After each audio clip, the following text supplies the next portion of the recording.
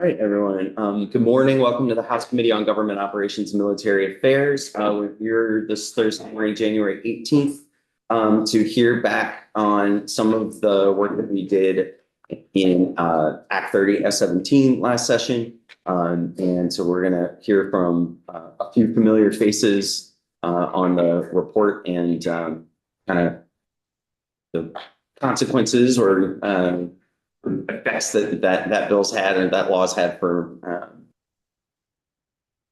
the future of the DSAS and sheriffs. So I'm pleased to have Annie Noonan here first. And Annie, did you want to testify jointly? Yes, good morning. Thank you, Mr. Chair. For the record, Annie Noonan.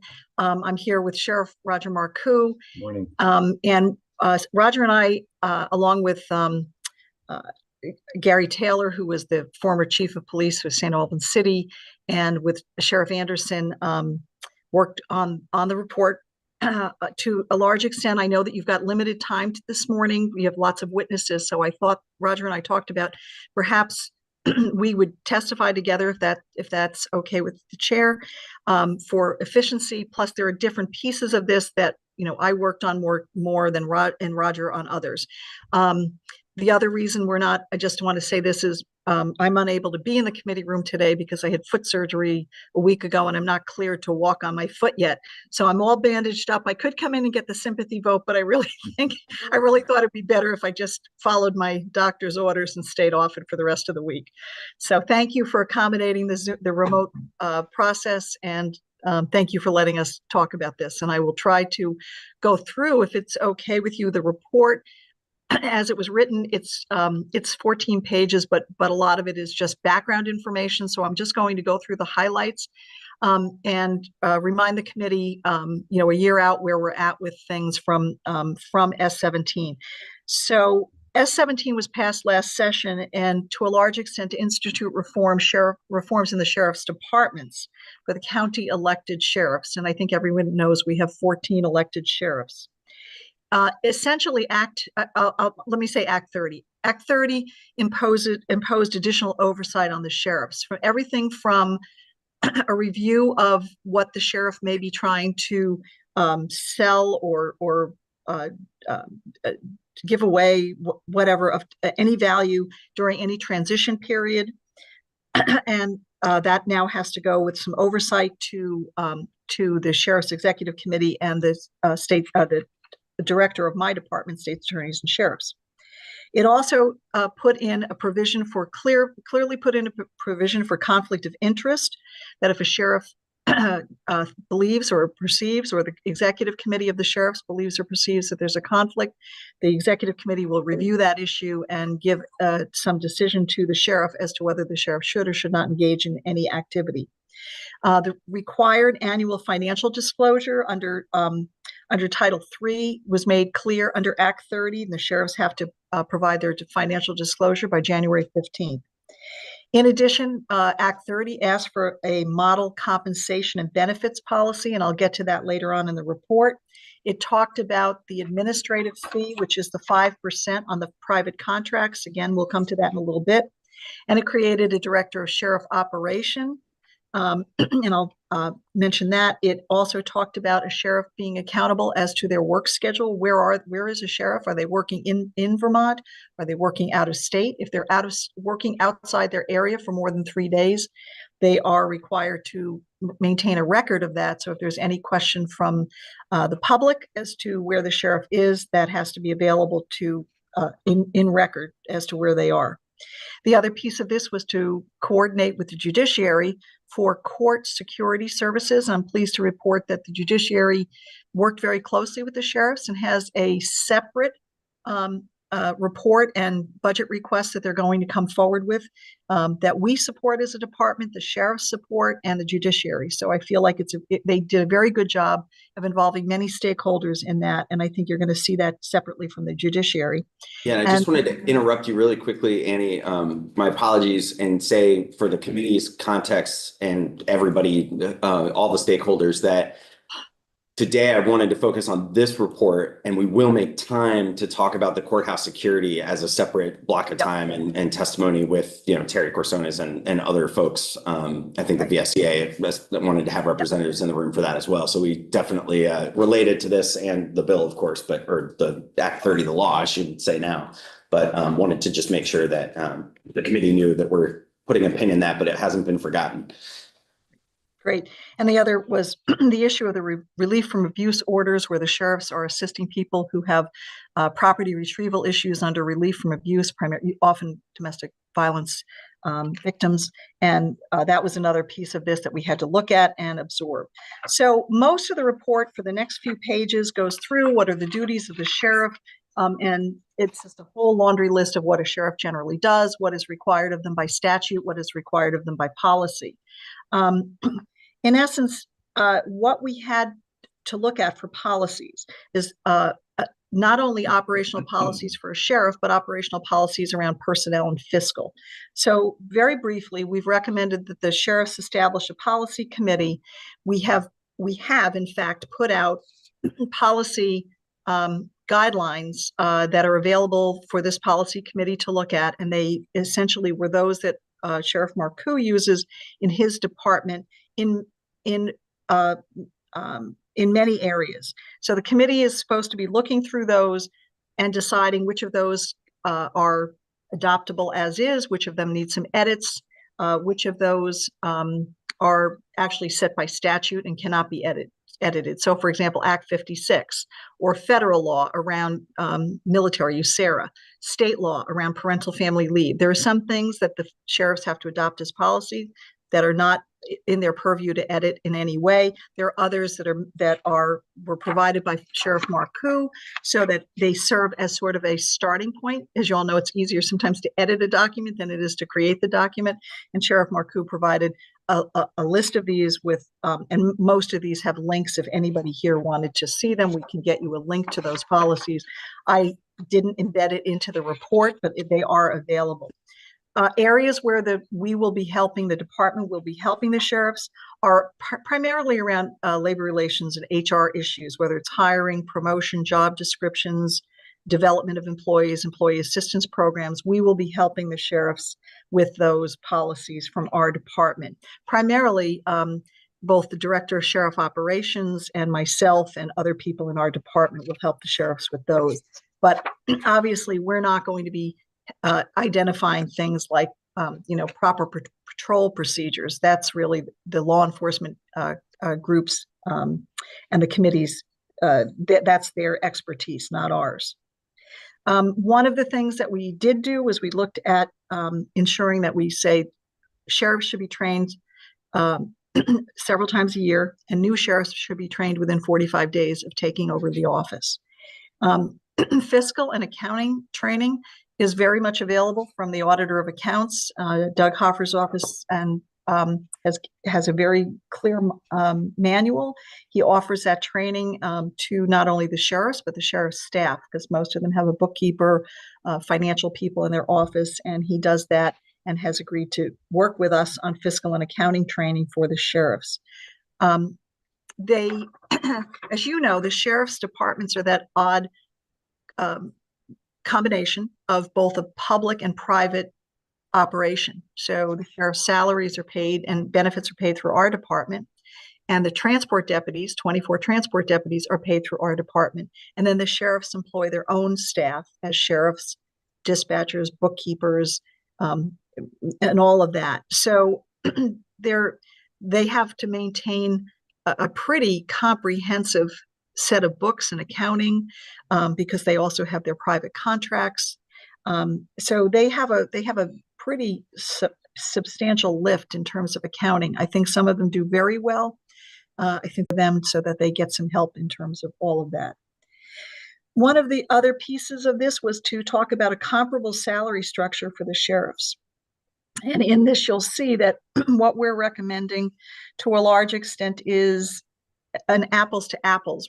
Who do the sheriffs compare best to within the state system, for example? And we had identified that we felt that the sheriffs identified best with the state police majors based upon the level of duties they have to perform, the supervision, the budgeting, all of that. We felt that they compare best to a VSP major. We will continue to look at that with the Department of Human Resources.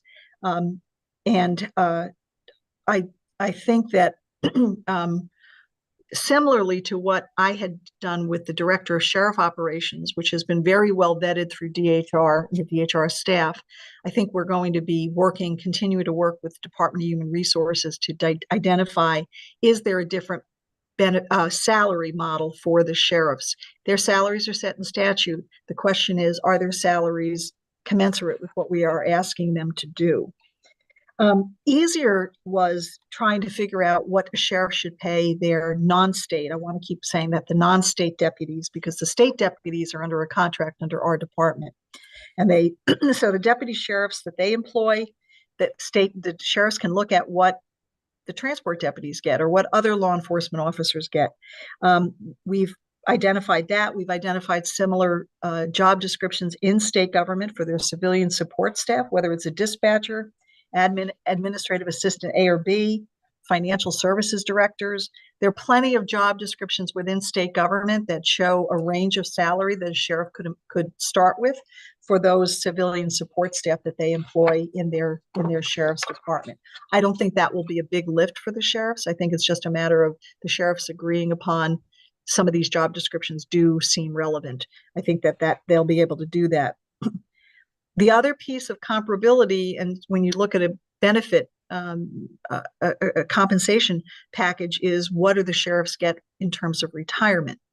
And I'm going to let Sheriff Marcoux, if I can, talk to this issue, but I just want to say, we've been working closely with State Treasurer Mike Pichek and his staff, Tim Duggan, to identify a way forward. We've been asking for some revision for the sheriffs. And Roger will explain that, it's all over the place as to where their staff are located. But we feel like we have a good model here with this Group G retirement system that was established for corrections. And I believe the state treasurer agrees that this would be an option for our sheriffs. So let me turn this to Roger. I believe, good morning, everyone. My name is Roger Marcoux, Lamoille County Sheriff. I believe that perhaps the committee is somewhat aware of some of the retirement conversation that's been going on, but after 6 or 7 years of me being personally involved, trying to find an equitable retirement for the non-state paid deputies, the folks in Mike Pichek's office and the sheriffs have found the newly formed Group G, which is a 20-year retirement, which was formed, I believe, last year, namely for corrections officers, is a very, very good fit. It's a system where the employee pays the true costs of the benefit. So so we're working hand in hand. There's a bill out right now, which I think you're all aware of, but we're in hopes that that's going to make it through the legislative procedure this year, and then we can maybe come online for retirement, which would be equitable with other law enforcement agencies, not only municipalities with Beamers, but with the Group C, which is aimed at state law enforcement officials. So I think enough said on that, but we're fingers crossed that that's going to help professionalize our group, because at least on that piece we're going to have some equity. So thank you. Sheriff Marcoux, I think that bill's H585. Yes. Okay. So I am glad to hear that there's appears to be some agreement between the Treasurer's Office and Sheriff's Association on a path forward there. I know that's been a long conversation, so we'll definitely hear more about that. Thank you very much. So the next section of this report talks about the 5% contract administration fee. And I know that has been a big flashpoint for lots of people in discussing the sheriffs.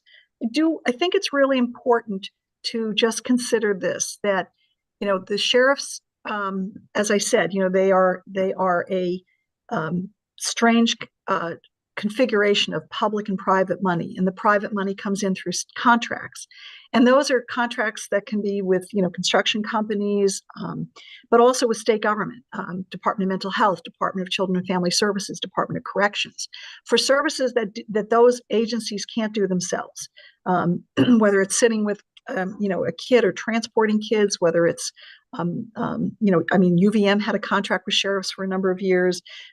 Sheriff Marcoux and other sheriffs were very much involved in monitoring for security, the homeless program during the pandemic, where we had the hotels, but the hotel owners said, yeah, we'll house people, but we want some security on site. There are lots of ways that the sheriffs are supporting private businesses in Vermont and public entities in Vermont. And that 5% fee is, it was written in to say the sheriff has the right to put that in as a administrative fee for administering the contract, monitoring performance, hiring people, and owning the general liability if something goes wrong in terms of the insurance. I think a big piece of what I think a lot of folks don't understand is that the sheriffs often are using the money that they take in from those administrative fees for what I call their unfunded obligations. And I think a couple of examples. So we have 24 state transport deputies that go over to the correctional facilities. They pick up people and they move them over to court for their hearings. And sometimes they're doing, they're moving people, helping DOC occasionally move people around, but primarily that's what they do. They're in the courtroom during the hearing as added security for the judge and all the people in the courtroom and for the defendant. We don't pay for the cars. We pay the sheriff's mileage to use that car when the sheriff uses that car, but the sheriff buys that car. So it's a state program with state employees running people back and forth, for which the sheriff is purchasing those cars. The sheriff is also buying the uniforms for the state deputies. The sheriff is also equipping the cars and equipping the state deputies. So that's like an example. Even last year with the RFA property retrievals, it used to be that whoever the law enforcement agency was, would be asked to do that. And then the bill, Act 30, said, no, the sheriff should do all that work without any money to reimburse them for that. Okay, we reimburse them if they're using a state transport deputy, but if they're transporting, which we're very busy these days with transports, the sheriff might have to use their own folks, and so they're paying their own deputies to do that work, and there was no money put into their budgets. In addition, the county this year started rolling back some of their support for the sheriff's departments, saying, well, we really shouldn't be paying for X and we shouldn't be paying for Y. So a big part of what the sheriffs use their administrative fee for is to basically support their staff and their infrastructure and their comparabilities. And I just wanted to put that out there, that people, I think there's a perception that whatever comes in, that the sheriff is putting that right into their wallet, and that is very far from the truth in terms of what is actually happening. And I think that that's important. So what we recommended, having said all that, is that while we think that a reasonable cap and restrictions on the use of the 5% fee could be examined, it should be examined in terms of what is fair and fair comparable salary and benefits, and what does a sheriff need to be able to support the infrastructure of running their offices, their departments, and their equipment. So we have talked about that, that's a conversation that needs to still be ongoing among the sheriffs and among our department, because we've been asked to identify what we think would be a reasonable cap and restrictions on that.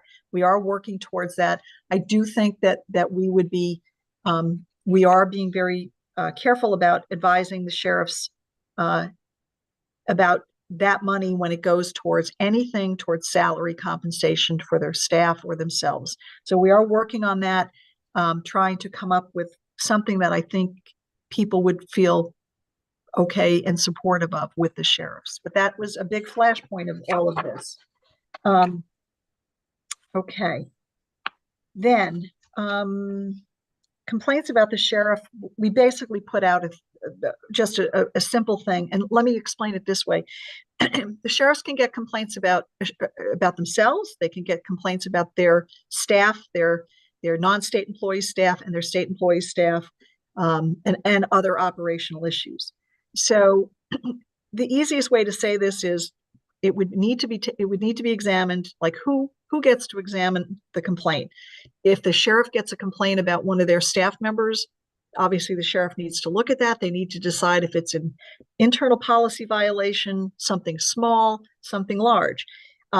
Obviously, they have to examine it against whether or not it meets the definition of professional misconduct as outlined under the law and Act 56. And if so, they have to immediately work with the Criminal Justice Training Council by filing all those reports that go to the council. They also have to try to determine whether or not they think it should be referred to another law enforcement agency if they think that it's a violation of the law. So in all areas, whether it's a complaint about a sheriff staff member, all of those three things have to be examined. Internal policy violation of a non-serious nature, internal policy violation of a serious nature, which of those go over to the council, which of those go to the council and or law enforcement for further investigation. So that is sort of what would be the model for all three. Check this box, that box, and this box. So we think that obviously if there's a complaint about the state transport deputies, our department would need to be advised also, because those employees fall under a collective bargaining agreement. We would need to make sure that all of their rights under the collective bargaining agreement are followed.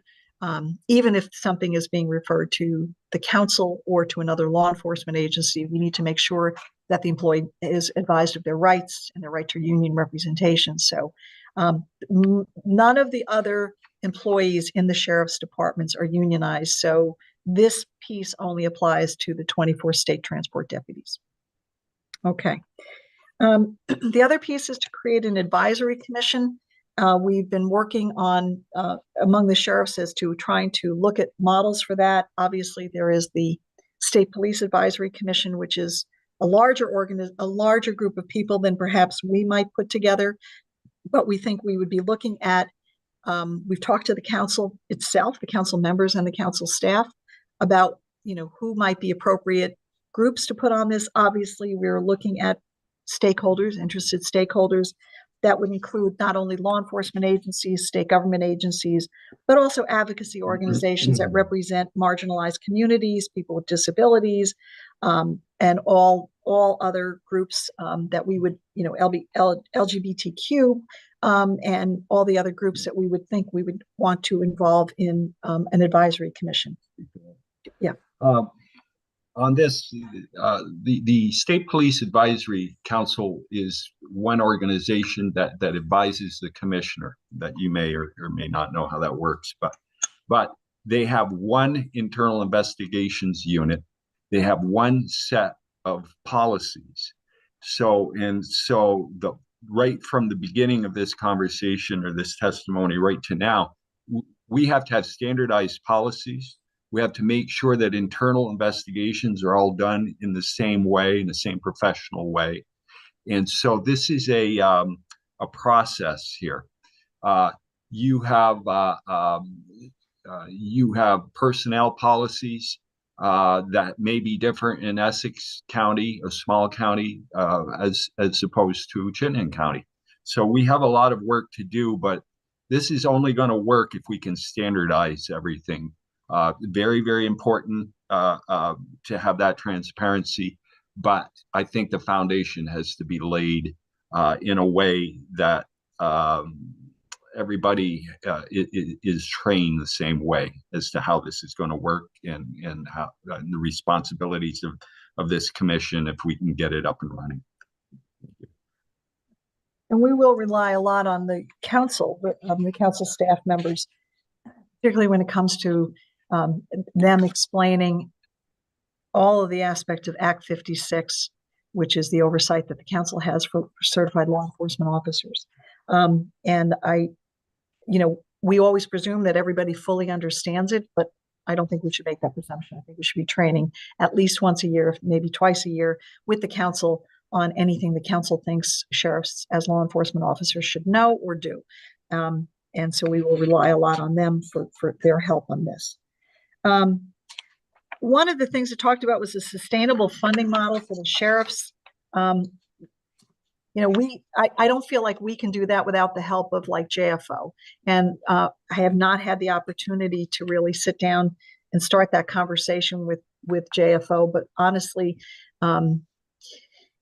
right now, for when I look at the FY25 budget, I don't think that we're going to see any additional shift for more state money coming into the sheriff's budget at this point. And I think we'll have to be looking down the road a bit. And I think we would need some projections from JFO to tell us what that might look like.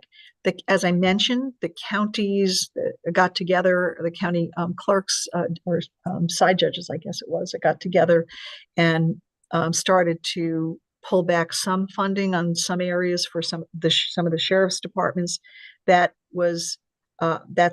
been a bit of a problem for some of them, but they felt that they were perhaps supporting some positions that they shouldn't have been. So we're kind of need to look at what that impact will be this year. The other thing that Act 30 said is we should increase efficiency. We think we are going to be doing that by standardizing policies, providing information about best rates of pay, employment applications. Things that we can standardize actually will reduce their costs. We believe that. And then recommendations for better oversight. We think that the Director of Sheriff Operations is the first step in doing that. You might know that one of the things you do when you create a position in state government is you have to first do your job description, job specification, and then work with the Department of Human Resources for their input on this. We have done that, and DHR has been very helpful to us on this. And we have been looking it's an exempt position. It was created from a vacancy that we had within the sheriff's transport when they unionized. There were 25 positions. I asked for one of those positions to be held out of the bargaining unit with the thought that at some point the program and the sheriffs might need more assistance. And it should basically be a more or less a managerial position. And when Act 30 was being and S17 was being debated, that came up. Is there a way to have a position? And I said, well, good news is I have a position number we can use, and I have it in the budget we can use. So there was no need for a new position number or new funding. We've been able to work through that with what we had existing. We have talked to a few people on outreach for interest in the position, and I think we will be able to be moving forward on that very soon. So that's sort of what all the news that's fit to print from Sheriff Marcoux and myself. I hope that if anybody has questions, they'll ask. Thank you. I have a few, but I want to open it up to the committee first. Anybody have any initial questions after hearing thank you for summarizing that report. I highly recommend everybody on the committee take a look at that. One of my overarching questions for us, Annie and Roger, is are there, other than some of the budgetary conversations that we'll need to have to take up some of these recommendations, are there policy recommendations that we would need to act on this year in order to operationalize any of the things that are in the report? Go ahead, Rich. I don't think so. Obviously the committee's going to have to decide on if they want to continue with the 5% administrative fee, which is really pretty important for a lot of reasons. But there's so many policies that we can do, without any, involvement. They're just pretty much standard things. And, there may be some budgetary issues down the road. If we get a director of operations and we just, that person and DSAS decides, look, we really should have a uniform internal investigations policy, and we have to hire somebody or put something in play like that. But that's down the road. But I think we're good to go right now with a lot of this. Probably the only thing that's out there that is also noted in this report is the retirement bill. I think a big push for the sheriffs on that is they were essentially being the training ground for people who would come work for a sheriff and then leave to go to a municipal plan that had a 20-year and out plan. And I remember that former Senator and Appropriations Chair Susan Bartlett came in, and she came in her capacity as a town select board person, saying, we're watching our sheriff's department train and lose. And to a large extent, they were all going to Stowe and to Morristown. They were going to other municipals. So supporting the Group G retirement option, as Roger mentioned, which will be paid for by the employee themselves. It doesn't really have a big appropriations impact, but it definitely is a policy decision. We'd really like to see that happen this year. And the treasurer has said that he thinks we would be able to institute it by January of 2025. Representative Hooper has a question. Good morning. You both just said that the G plan would be paid for completely by the employee, or will you get something for an employer contribution otherwise? Yeah, I'm sorry, I didn't really make that clear. I believe that the employee is going to pay about 12%. Yeah. And then there will be contribution by the employer. But at the end of the day, I don't think that you're going to run into the deficit problems that you have with some of the other current programs. And I'll fall on my sword and say that Treasurer Pichik or his representatives are the true experts. And to the best of my knowledge, this is going to be cost neutral. Yeah, I'm sorry. Thank you, Bob. I didn't mean to. I meant to say that it would be absorbed by the participants and the employer, and that was always sort of the holdup in terms of trying to figure out where to move the sheriffs to, because at one point we had looked at the VEMR's plan, and the question when it ran against the actuarial numbers, it would have cost the VEMR's plan some money that they felt they didn't want to invest. Rightfully so. They want to keep the plan upright. And we all know that that's a challenge these days. Thank you. Am I correct in remembering that there's about half of the sheriff's offices elected to be in Group F? And so there are folks that are in the state system now, and then there are a number of sheriff's offices and employees that are not? Yes. There's a number of sheriffs that are in Group F, and there's a number of sheriffs that are in the Vermont Municipal Employees Retirement System, VEMR's, and there's maybe a couple that are not involved at all in any retirement.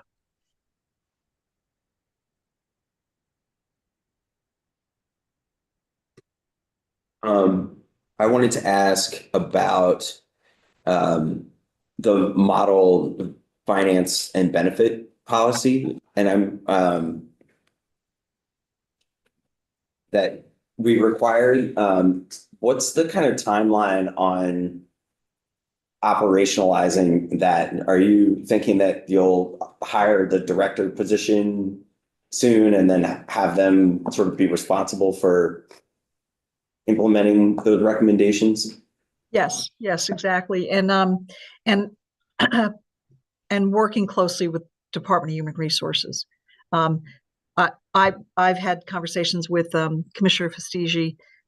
They, as you know, that department's very busy. And during the point that we were working on this, Beth really didn't and her staff didn't have the capacity to basically pull themselves off of some of their other projects. But I think that we will continue to work with them by basically giving them stuff to review. As I said, sometimes it's easier to be handed something and to say, can you look at this and tell us if it makes any sense? It's sort of like, what I did with the Director of Sheriff Operation job spec is that I wrote the whole thing and then presented it and said, hey, can you look through this and what do you think? So I think we'll be doing the same thing. We'll have the Director of Sheriff Operations try to really do, this was preliminary research that was based on information that's, that was available on the web and stuff. But, what really has to happen is very fact-based review and research. And that's what we hope to accomplish and present to as part of the proposal. Roger, did you have a question? Chair McCarthy, one thing you had asked about any legislative action, maybe by the committee, but there's this conversation about level 3 versus level 2 sheriffs. And, it's my thinking that this could be taken up, and it's not a constitutional issue. I know I heard in Senate GovOps that the experts or an expert said it was a constitutional amendment issue. However, that is something that even within the association, there's different thoughts on it, and I think that I have a different thought on it than our president, Sheriff Anderson. But that is something that as we look to professionalize the sheriffs, that conversation should be had, and so I just wanted to bring that up. Actually, and that raises another point. So you are probably aware that right now in the statute, it says that if a sheriff is not level 3, if they're level 2, that they take a 10% salary reduction. Now, here's the weird thing. If you have a sheriff who has no certification, the statute is silent. So one might presume that when that original language was passed, there was some thought by the legislature that said, well, if you're not fully certified, you're going to take this piece of a salary cut. Well, if you're not certified at all, what do we pay you? What salary cut can we employ? This statute is silent. So if I were to say to someone, well, you're not certified, we're cutting your salary 30%. I don't have any standing to do that right now. So that would be something that is a note in this report. It would be really helpful if we could clean up that section of the statute and decide what difference in terms of a percentage pay do you pay someone who's not certified whatsoever.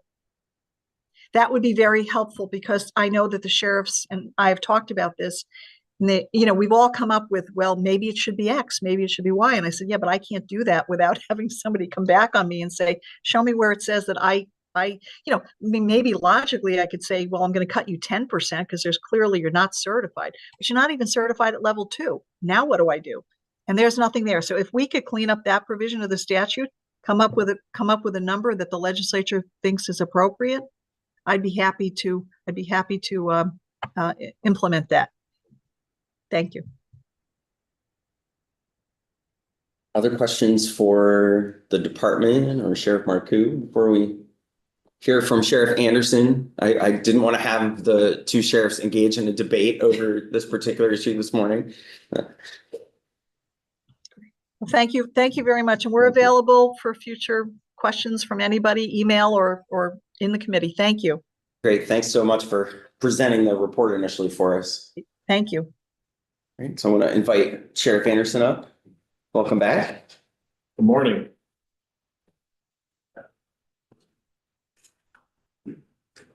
Welcome. Thank you.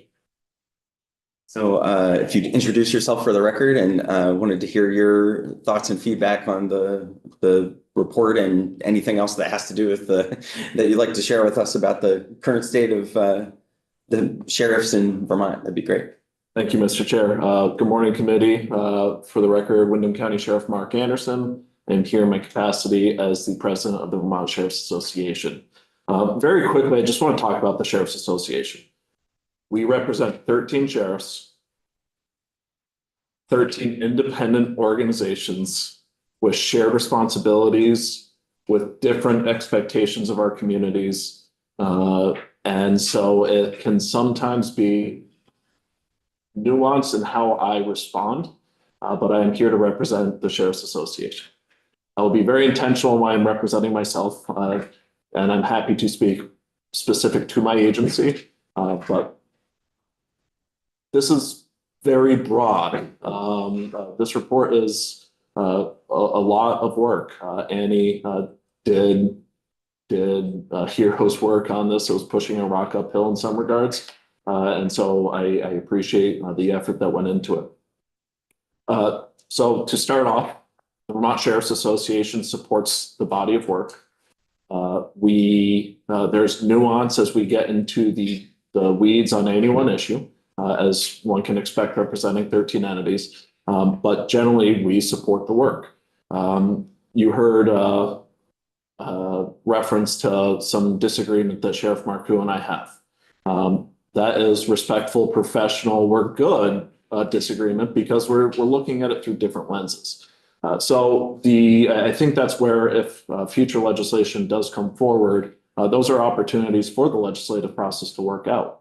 That said, I'm not going to go into as much detail as Annie did. Happy to dive in anywhere the committee wants to ask questions or would like me to explore more. But just briefly, I'm going to go through the points. As far as the association is concerned, skipping to page, I believe it's 5, with regards to policies. If you step into office, you're there, and your resources are what's there. Generally, the Department of State's attorneys and sheriffs means call Annie. That's what it means to a sheriff. It doesn't mean we have an attorney helping us. It doesn't mean we have IT support helping us. It's not to say that these things don't exist, but to a sheriff, they generally don't, because we have some things that are funded by the state, some things funded by the county, and some things entirely funded by ourselves. So with that, having a standard model policy manual that is handed to a sheriff saying, good luck, is better than walking in the door and having no one to greet you to say good luck and just figuring it out on your own. So broadly, we support the policies, the direction of the policies. Many agencies already have these policies. What was good about this report is that some agencies said there's a policy for that. And we said, yeah, here's 3 versions. So the association already contributes to that, but I don't always, as a member of the association or as president of the association, have a look into what every policy and organization has without having the shred of a second to say, hey, what do you have? And that sheriff having the shred of a second to respond with what they have, and then taking the time to read it. So to that end, we support having the model policies developed, which then we can tune to the specifics of our operations. Some agencies are very in-depth on law enforcement. They need to have law enforcement deep policies. My agency does not use stinger deflation devices. Hey, cars in a pursuit, let's pull spikes across the road, pop the tires. We don't use them. So I don't have that policy. I don't need that policy because we never purchased them. We have a very restrictive pursuit policy because generally speaking, we believe that pursuits will result in death or serious bodily injury. So only when we believe that our pursuit would be more beneficial to the public do we engage in them.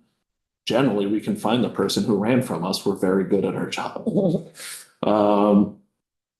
With regards to training, talked during S17 during last session about basically offering the sheriff who has limited resources an opportunity to have a shared understanding of what their job is entailing. They are guided by the rails of statute. Those things do happen. If they say, if someone says you need to serve civil process, they will serve civil process. However, if they don't know that trustees process or writ of possession or writ of attachment and all things that are part of civil process have certain rules. They might not know until they make the mistake and then they're sued and then they have the personal liability.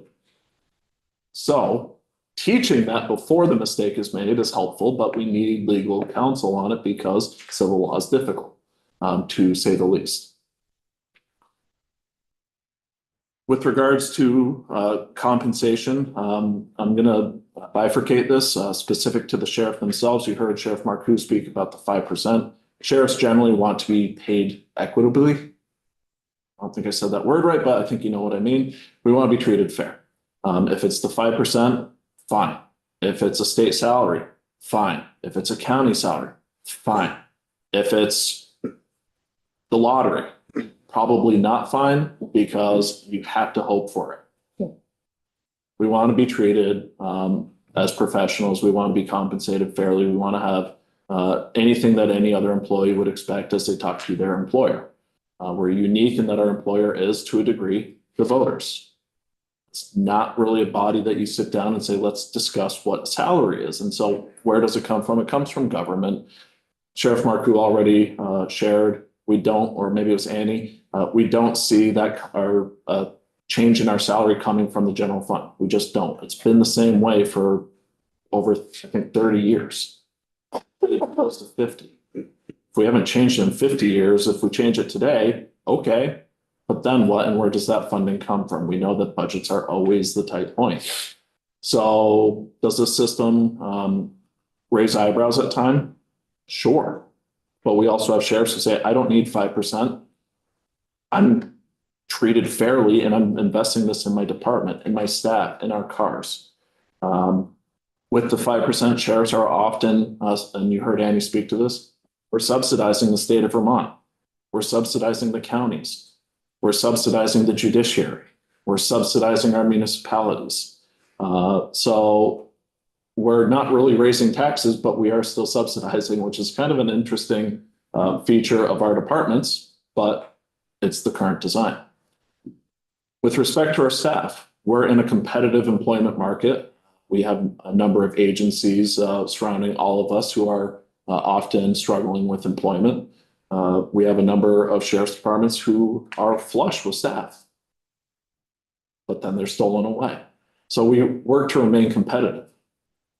Like any other business, though, we have the market demands or the market pressures. And so when I say I need a $100,000 contract with the town to justify the position, and the town says, no, we can do it for 80 grand with the neighboring police department. I have a market pressure fighting against what I do. So there's already checks and balances built in by the sheer nature of economics on what limits or constrains our contracts as we deliver services. We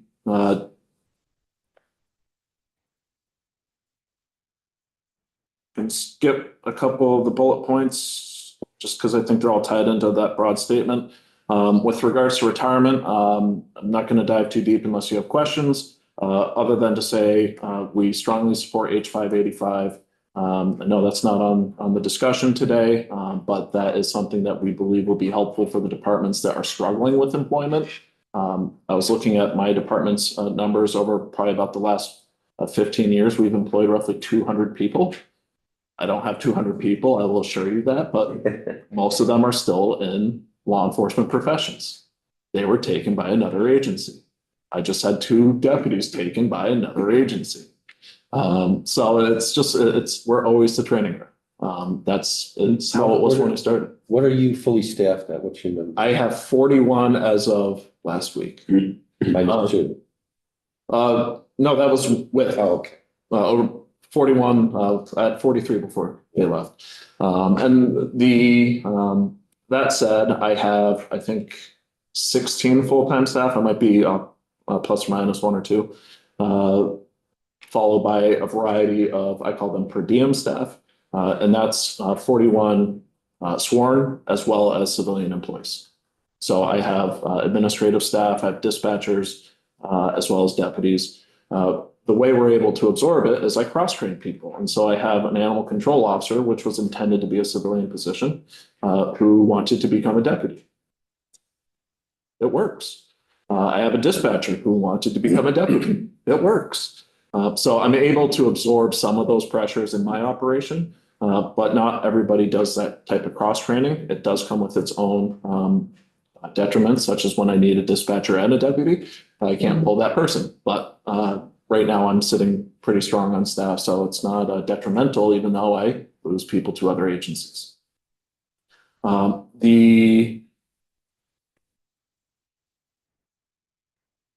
With regards to addressing complaints, existing in statute is already a policy under Title 20 about agencies adopting an internal affairs program.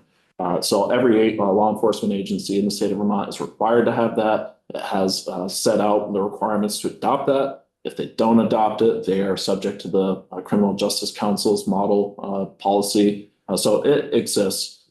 In that regard, the cases are investigated. Failure to investigate it falls on the agency head. So sheriffs are very attuned to that responsibility.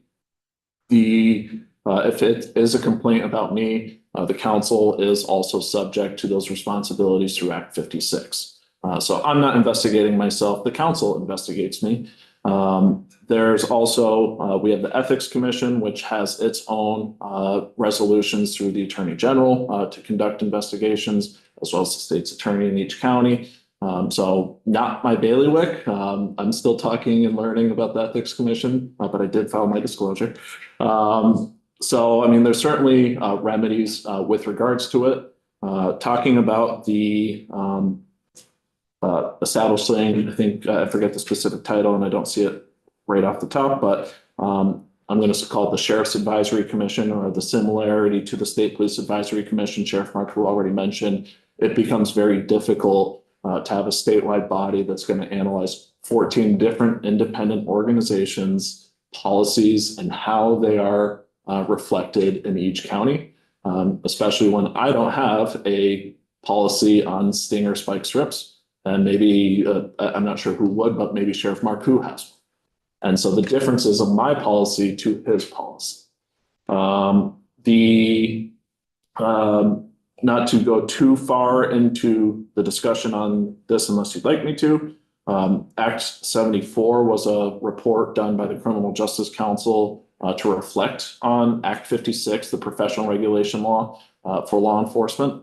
So that is a report that you do have back, and I hope you look at that as well. But it also contemplates the same issue, which is when law enforcement agencies report to the council an issue, they're analyzing by the specific policy of that agency. And we're finding even that's problematic. So there's advice that that body did that says this is actually a better system. Law enforcement supports this. I think it meets the legislature's intention for accountability in a way that, why didn't we think of it, I don't know, 10 years ago? Well, we didn't. But that's also the exercise of learning from practice. So I do recommend that. And I think that establishing through the Sheriff's Operations Director, establishing effectively a model board, which is already done in the internal investigations policy, but establishing a model board in each county would make sense. Talking with Vermont League of Cities and Towns, they generally will reflect on a municipal police department, their board, their elected board being the representatives. We contract with elected boards. So in my policy, it says I'm going to have a representative from towns I contract with serve as my citizens advisory, for lack of better words. So I think having a concept that is carried across all 14 counties makes sense. I think the Sheriff's Operations Director can develop that policy, which is effectively the model internal affairs policy, which then says we're going to do this the same way in each county. It just makes sense to do it. And then we're not trying to reinvent the wheel.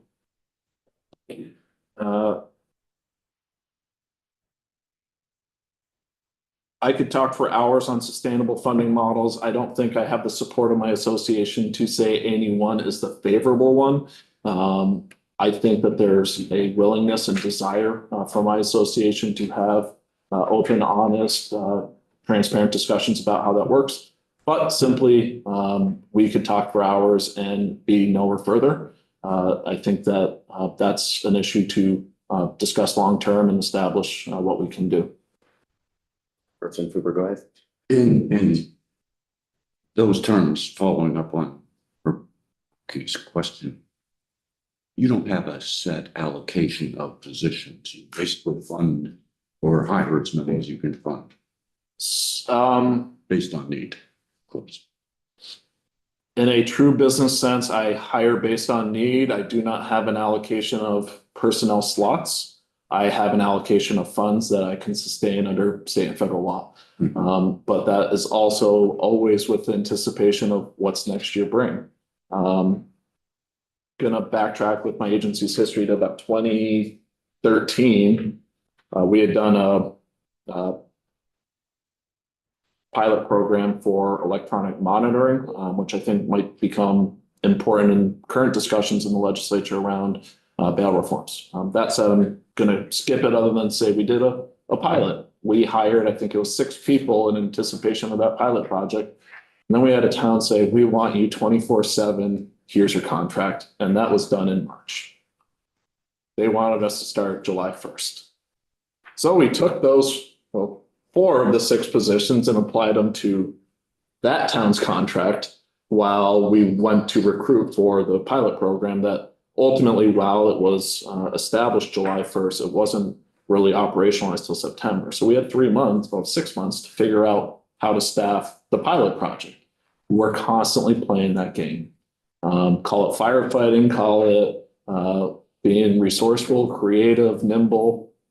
We don't have positions like a municipality or the state do. We don't have position numbers. We have ability and opportunity.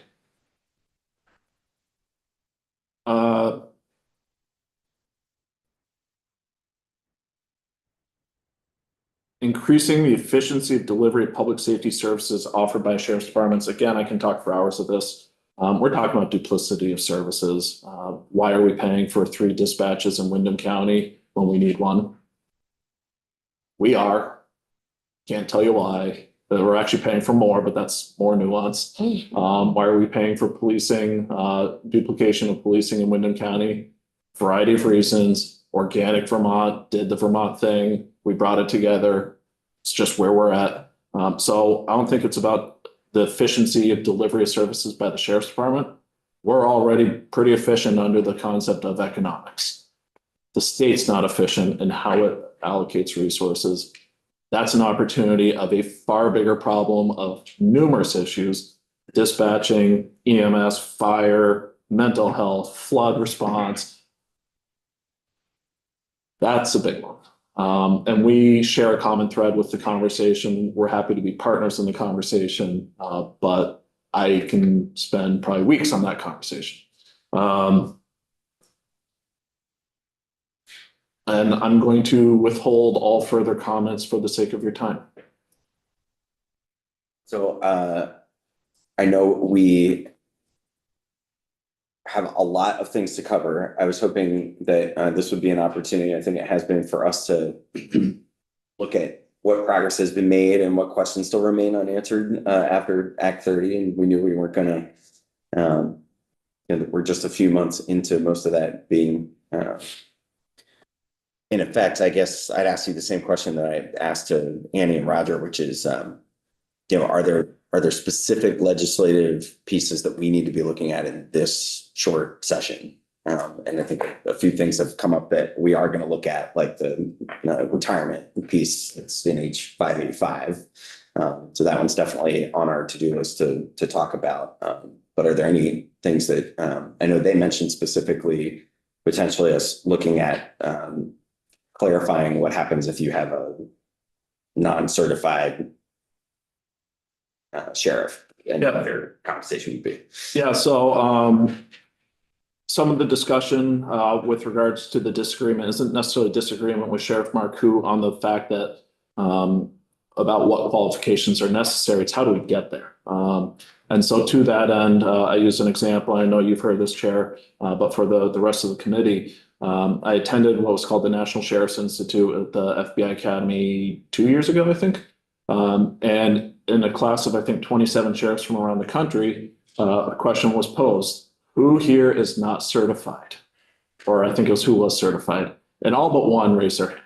So the one sheriff, Sheriff Huston, she is from Orleans County, I'm sorry, Orleans Parish, Louisiana.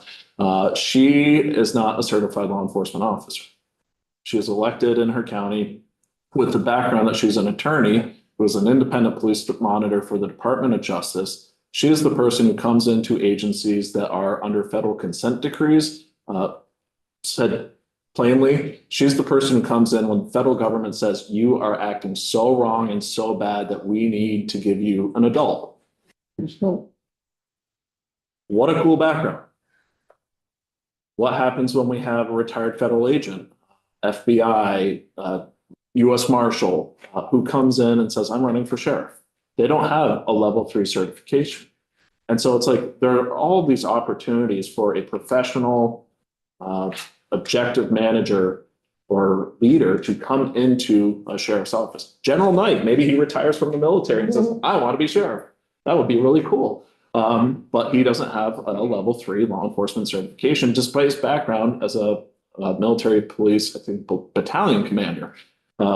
So where do we define the lines? What are the required qualifications? We need leaders. We need people who can be objective and reasonable. We need people who administer their agencies that are incredibly complicated systems. I can't necessarily give you a definitive list, but I can give you definitive examples. To Annie's point, I completely agree that why am I paid differently than a person with a lesser qualification? I think we can wrap our head around that. What about a person with no qualification though? What do we do there? And so I think that as we talk about the issues with compensation, with benefits, there is a reasonable latitude of saying, well, if you are certified, you get this. If you have these qualifications, you get this. If you're not, you get this. I think there's opportunities in statute to say, if you have had due process, it's the government. So the Constitution says we can't deprive a person without property, money, without due process. If due process by a court of law has been, let's say, been completed, well, can the state limit salary?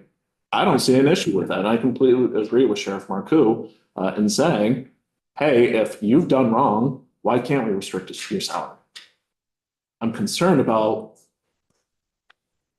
I'm concerned how that process works, but I don't think that there's not a way there. I'll say that better. I think there's a way to get there. And I think that reasonable people can get there. So I don't want to see sheriffs punished just because they have a title of sheriff. I want to see sheriffs held to an objectively reasonable standard. And I think the work that this committee did last year got us there. I enjoy coming here to testify because we can get there. And it takes good, honest, open testimony to do that. Other questions for Sheriff Anderson? I think he will be making other appearances here on some of these issues. It sounds clear in session. But Representative Cooper, go ahead, please. Maybe I can ask both of you, whatever the plural of sheriff is. How much of the job is actually law enforcement as opposed to administrative? I I know it would differ between offices. I will speak to my agency. I roughly 25% of my contracts represent our revenue. So I say 25% of my organization is law enforcement. But I'm talking about sheriff person that Because I have about 41 people, there comes an immense amount of administrative work. And so I get involved on serious crimes. I get involved in a supervisory and review capacity to ensure that we have met the standards, the burden of proof, that we have a appropriately functioning evidence locker, that we have the right equipment for staff, that's appropriately maintained. I will go, but if I were to give you my breakdown of the day, I probably spend less than 4 hours each week on average, because about 32 to 34 to 36 hours each week is going to be administrative, public records requests. I don't have staff that really does that. Like I pick up the slack on a lot of the things we're just not funded for. Or Annie does. With Lamoille County, I meet with my patrol people, my commanders every morning. And I go over activities, yesterday's activities, reports, investigations. So I'm very, very involved and have been for the entire 20 some odd years I've been the sheriff there. Within 6 months, we had 2 devastating floods in Johnson. I was out there, and I think it was very important for people to see me out there in uniform, getting wet, and just trying to be helpful.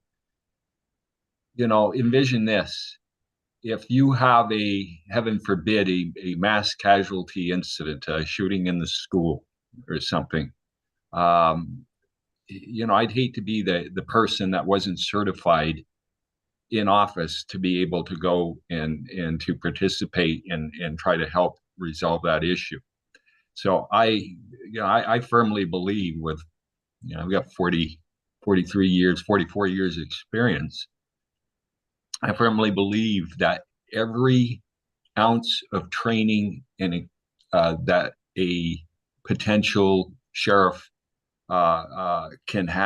should have to do this job, because we're here because we're trying to take this to the next level and professionalize the sheriffs. So, and yep, there's administration and there's business and politics involved in being a sheriff, but you should have the absolute top level training that you can have if you're going to do this job, in my opinion. Thank you.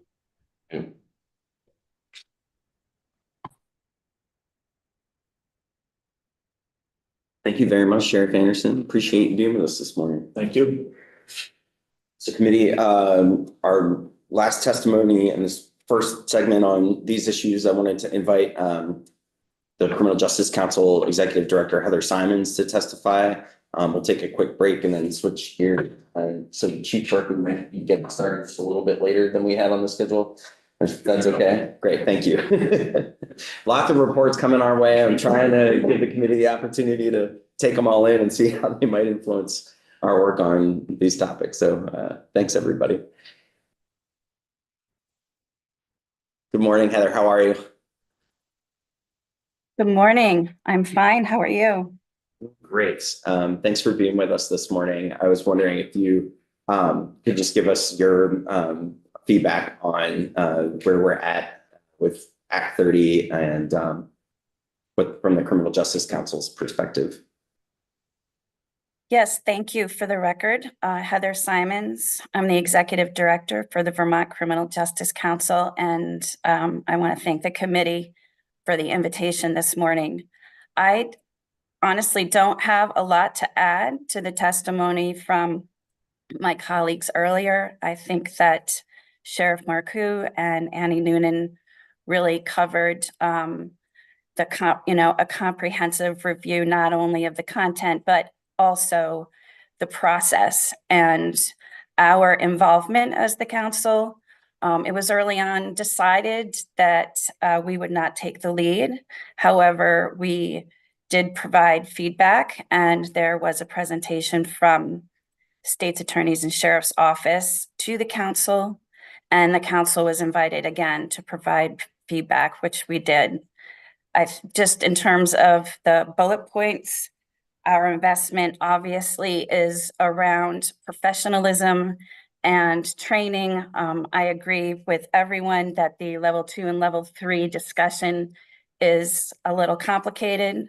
I also don't think that it's impossible to figure out. And from our position as a council that supports the professionalism and training and readiness for all law enforcement, I think committee members, you know that we are very interested in being clear about what the jobs are and the job descriptions in terms of what's expected.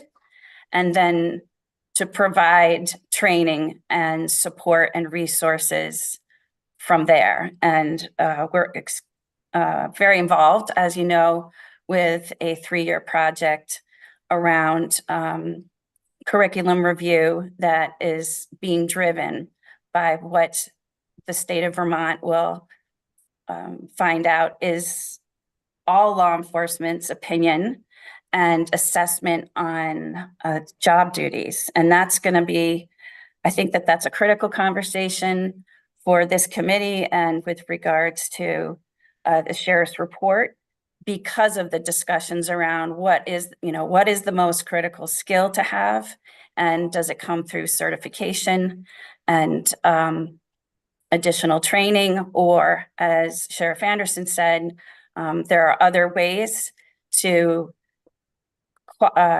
outline leadership knowledge, skills, and abilities. And a lot of it has to do with seasoned experience and relevant skills, but also in 21st century policing, we know that resilience, stamina, and knowledge of systems is really important. So that is really in a nutshell how I'd like to hopefully complement what my colleague said earlier and be available to answer any questions. One of the open items that we had from our discussion last year that we didn't take action on in Act 30 was the question of Category B complaints. When the first complaint is made, the discretion that might be given to the Criminal Justice Council to act on a first complaint rather than waiting for a second complaint. I'm wondering if the council's taking a position on that in the interim. Not officially, and I had mentioned to Andrea that if there was going to be a deeper dive into that discussion, that we have Kim McManus on standby if you had some questions.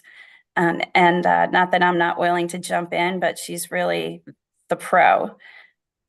Yeah, I think if the committee does want to take a deeper dive into picking up that conversation, we'll do that separately, and I'll invite both you and Ms. McManus and your chair in to give testimony on that as well as others. So I didn't want to take us down a rabbit hole today, but wanted to flag it as a topic. Yes, I appreciate that. I mean, it is a bit of a rabbit hole, so I'm just being a little cautious. Not that I don't love to, open a can of worms.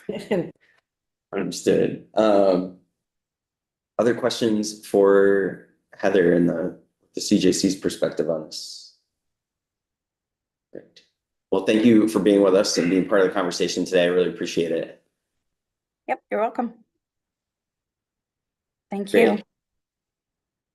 Committee. So maybe I was totally wrong, which is so often the case with trying to judge timing on things. So what I would like to do is take a short break before we switch gears and look at the LEAB report. So we'll break now and come back to your